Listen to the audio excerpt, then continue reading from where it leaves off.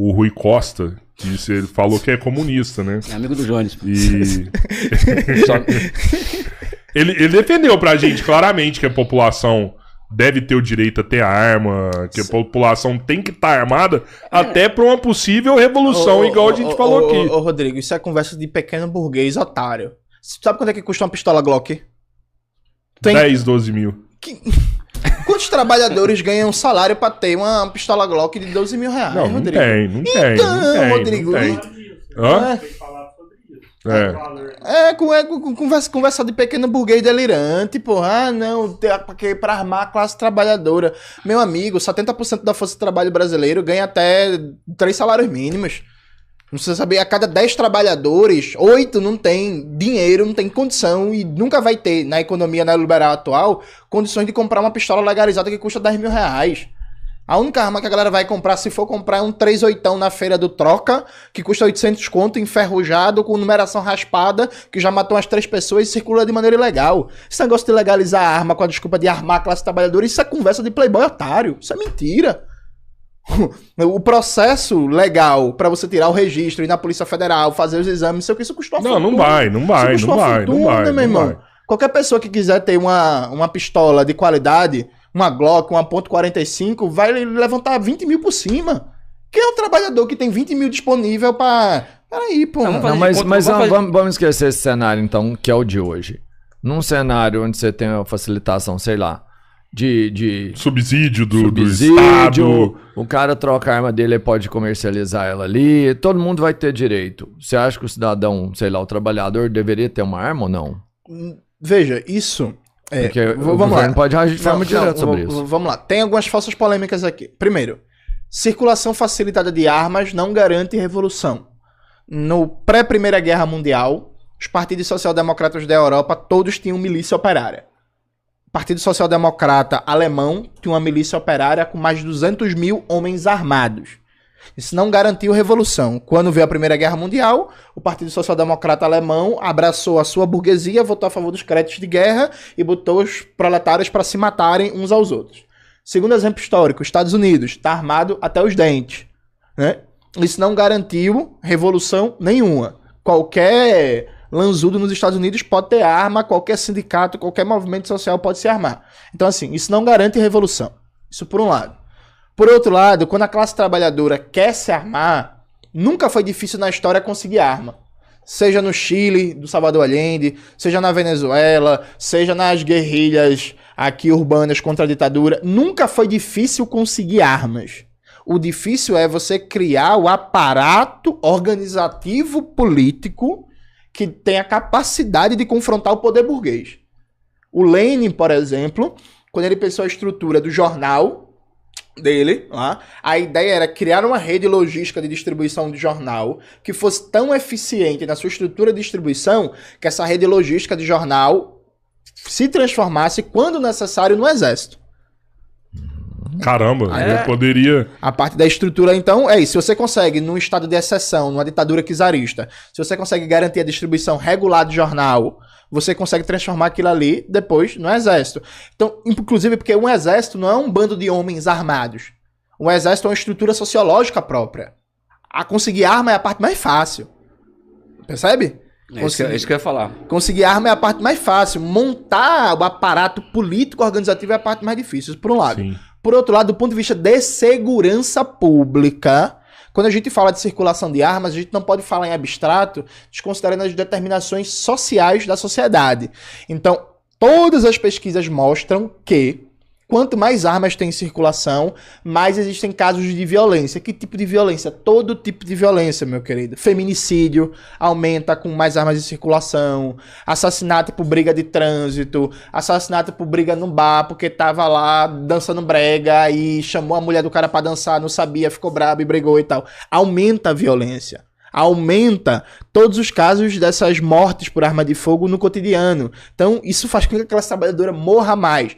Veja, nunca foi um problema e nunca será, nunca, afirmo categoricamente, nunca será um problema do ponto de vista de um processo revolucionário se a gente vai conseguir armas ou não. O problema é sempre organizativo e político. No dia que a gente tiver nível organizativo e político para colocar em questão a conquista do poder, a parte logística de conseguir o armamento vai ser mais fácil. Porque, inclusive, a conquista do poder tem como pressuposto quebrar a unidade do aparato repressivo do Estado. Uma parte do aparato repressivo do Estado passa para o lado da revolução. Isso facilita todo o processo de logística de armamento. Isso é simplesmente um falso debate. Isso é um pseudo-radicalismo. Pra dizer, eu sou revolucionário, eu defendo liberar as armas para a classe trabalhadora se armar. Que conversa, meu irmão.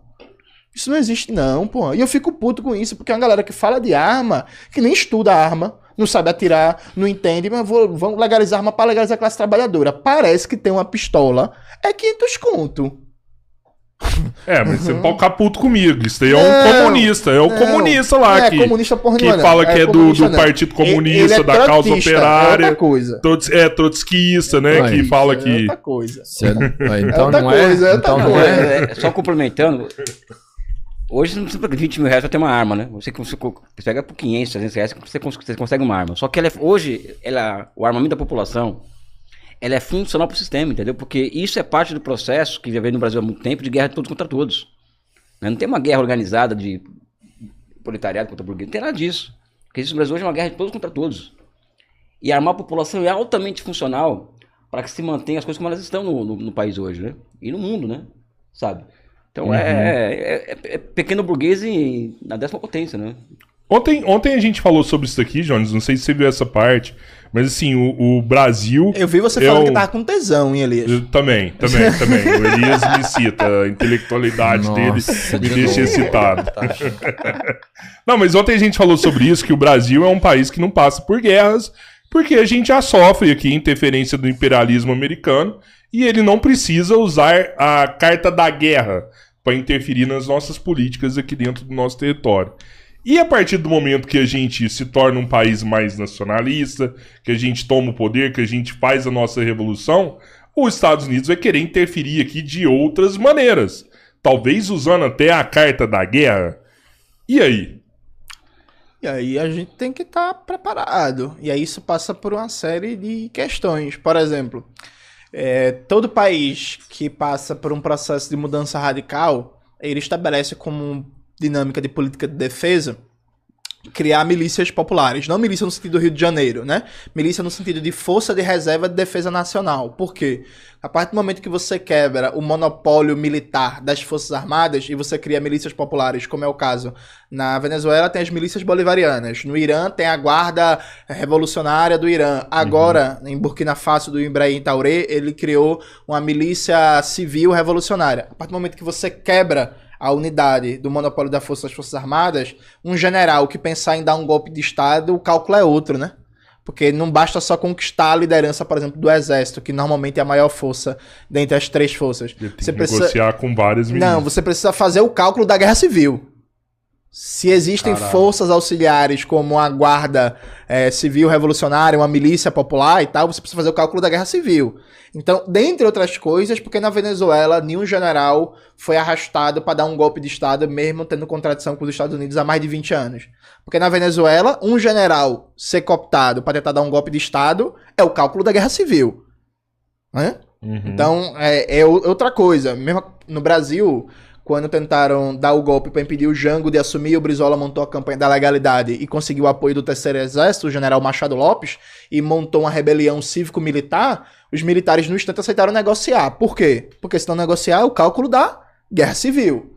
Então, a primeira coisa, assim, se a gente consegue começar um processo revolucionário no Brasil, a gente vai ter que mudar de alta a baixo nossa política de defesa. A gente precisa acabar com a dependência tecnológica dos países da OTAN. 90% do armamento brasileiro é importado de países da OTAN. Isso já cria um problema gigantesco. A gente precisa mudar nossa lógica de defesa, a disposição dos quartéis e bases militares no Brasil, uma disposição para combate ao inimigo interno, não é uma defesa de fronteiras. A gente precisa mudar a lógica de formação, promoção de quadros, reduzir o número de generais e dar um foco muito maior em capacidade de dissuasão. As Forças Armadas brasileiras, elas têm como foco principal a movimentação territorial por causa de uma lógica de combate ao inimigo interno. Não de defesa da soberania, das fronteiras brasileiras.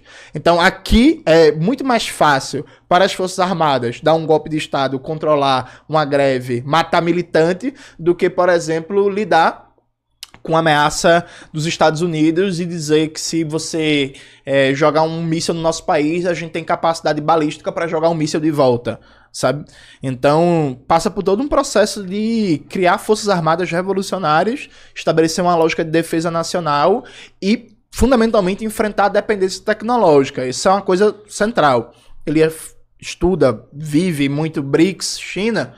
Uma das possibilidades positivas para o Brasil que teria é a gente mudar a lógica de modernização militar no Brasil, criando um complexo de defesa nacional a partir de parcerias estratégicas com a China, porque a China é um parceiro ideal, não porque se gosta da China, porque a China está na puta que pariu, do outro lado, né? Então a China não representa uma ameaça de fronteira para o Brasil. O Brasil consome 90% do seu equipamento militar de países da OTAN, a OTAN, que é liderada pelos Estados Unidos, sendo que os Estados Unidos têm contradições antagônicas com nossa soberania e tá aqui em cima. Então a gente precisa rapidamente mudar tudo na nossa política. Na prática, inclusive, o Brasil não tem uma política de defesa. O Brasil tem uma política militar voltada para o combate ao inimigo interno. Mas política de defesa... Zero. Zero. Inclusive, a Venezuela, aqui do lado... Ela é melhor que o Brasil do ponto de vista de equipamento, é sério. O Brasil tá investindo mais. O Brasil hoje, Colômbia, o Brasil hoje Venezuela, tem Peru. o Brasil hoje tem armamento, tem artilharia para 4 horas de combate. Sério, se a Venezuela quiser tomar o Brasil, o exército... Não é assim. É porque não é assim. Não, sim, mas é uma zoeira, né? É porque a guerra não é só uma medição de armamento, aparato, né? A guerra, como diria o Klaus Witter, é política por outros meios, né? Mas do ponto de vista estritamente técnico-militar... O exército lá é mais preparado que o nosso. As Forças Armadas da Venezuela é mais bem equipada e modernizada que a nossa. Do ponto de vista extremamente técnico-militar. Agora a nossa população é maior, temos mais recursos, nossa economia é mais complexa. Todas essas variáveis entram num cálculo da guerra. Mas do ponto de vista extremamente técnico-militar de hoje, de capacitação técnica, as Forças Armadas da Venezuela são mais modernas que a nossa. Eu, complementando também, eu virei co-host aqui, vocês perceberam, né? Você é patrão aqui, velho. Patrão é o Jones, que virou sócio, tu tá lavando dinheiro aqui. 3 irmãos. Eu acho que o Brasil já passa por uma espécie de ocupação estrangeira já há uns 15 anos, eu acho. Por que os americanos não fazem a carta da guerra no Brasil? Porque eles já dominam no subjetivo o Brasil, né? Os Estados Unidos eles já controlam, o Ocidente, o coletivo já controla os gânglios vitais da formação cultural brasileira, da formação da intelectualidade, do serviço público, do aparato do Estado, né? Então, a carta da guerra, que é a ocupação militar, ela é um recurso que é desnecessário para o Brasil. Entendeu? Eles controlam o Brasil, eu costumo dizer também, de que o imperialismo ele controla o Brasil pela direita e pela esquerda, né? Ou seja, então a extrema-direita e uma esquerda que não pensa o país de uma forma sofisticada a partir de uma referência nacional, eles se encontram aonde? Se encontram no Ocidente, Estados Unidos e Europa. Já perceberam isso, né? Sabe? Então ele já tá meio que já tá o tanto quanto tudo dominado no Brasil. Né? Então, até que eu acho que a batalha que nós vamos ter que enfrentar mais adiante é a batalha do seguinte: nós construímos uma consciência nacional popular no Brasil. Esse é o X da questão. Essas tecnicalidades que o Jones trouxe aqui é a ponta do iceberg. Porque a contraparte desse processo que o Brasil tem de submissão intelectual e cultural, para que ter exército? Para que ter política de defesa? Então, mas para que ter um sistema de mísseis brasileiros? Sabe? Para que ter bomba nuclear, por exemplo, sabe? A nossa cultura já é o seguinte, já tem alguém para nos ajudar em casos extremos, que é os Estados Unidos. Tem. Sabe? Então, a grande questão para mim é subjetivo. Tem a questão objetiva que o Jones colocou e tem as questões subjetivas, que é a construção de um pensamento brasileiro avançado e que pensa essas questões. E o que falta no Brasil, já talvez entrando em algum nível de polêmica, que ele vai mexer a opinião, é uma esquerda consequente, vamos dizer assim, que pensa o país a partir do projeto nacional, a partir de referências nacionais. O Brasil perdeu isso, né? Eu ia te falar isso, porque para esse plano dar certo, depende, cara, demais. Se não for 90% do presidente do país, pô. Que essa decisão tá na mão dele.